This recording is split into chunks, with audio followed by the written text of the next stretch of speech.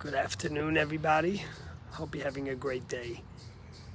So, yesterday we began speaking a little bit about the spies, one of the most tragic events in Jewish history, where Moses sends 12 spies to Israel to go and figure out the best way to conquer the land.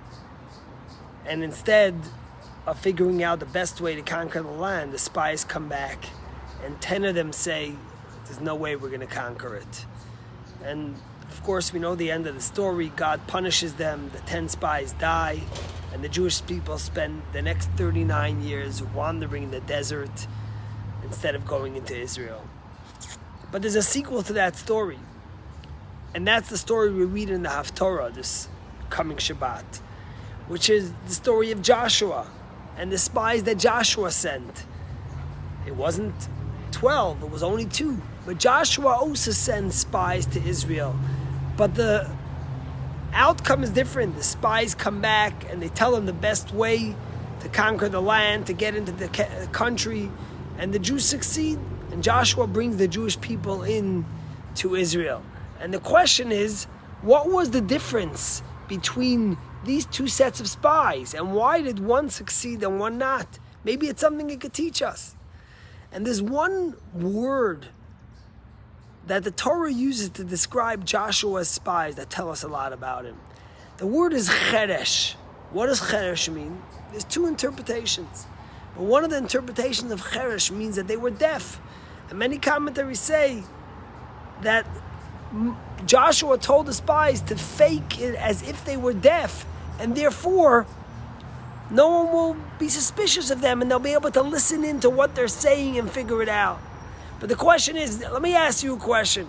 If 2 strangers come into your midst and they make believe they're deaf, are you not going to be suspicious anymore? You might be more suspicious. Suddenly these 2 people I don't know and they say they're deaf.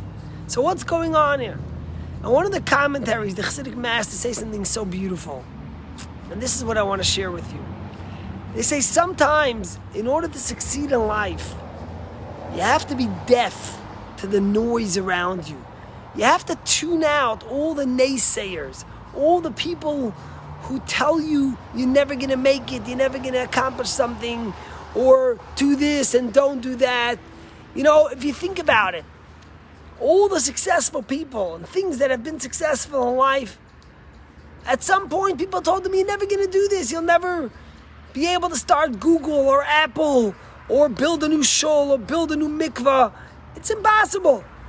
But what the Torah is telling you, Joshua told his people to learn from the mistakes of the first spies. And he says, if you want your thing, if you want your mission to be successful, tune out the naysayers, tune out all the people that scream at you and tell you what you are and what you should do. You know, Gruni's grandmother, who just turned 100 years old, you know, I've spoken about her before. She's deaf for the past 30 years. And she's a remarkable woman.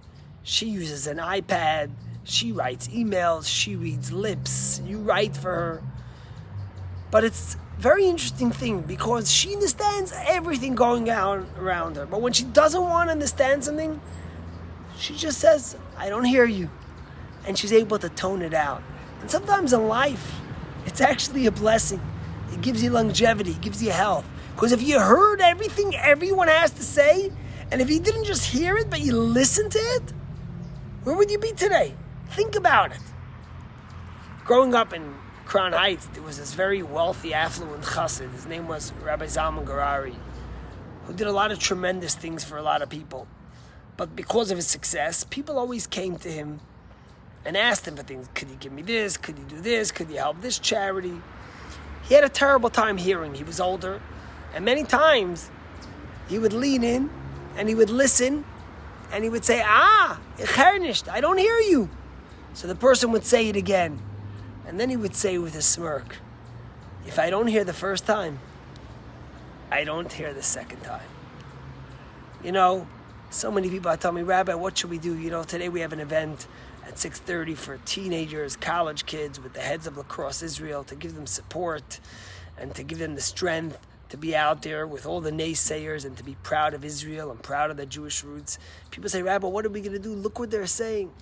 you know what Joshua teaches us with the spies that were successful? Sometimes in order to succeed in life, you have to be deaf to the noise around you. And that's my message today. God bless you, and have a good day. And may we hear the things we have to hear, and block out the things we have to block out, and do the things that are right and moral, and be proud of who we are. Have a good day.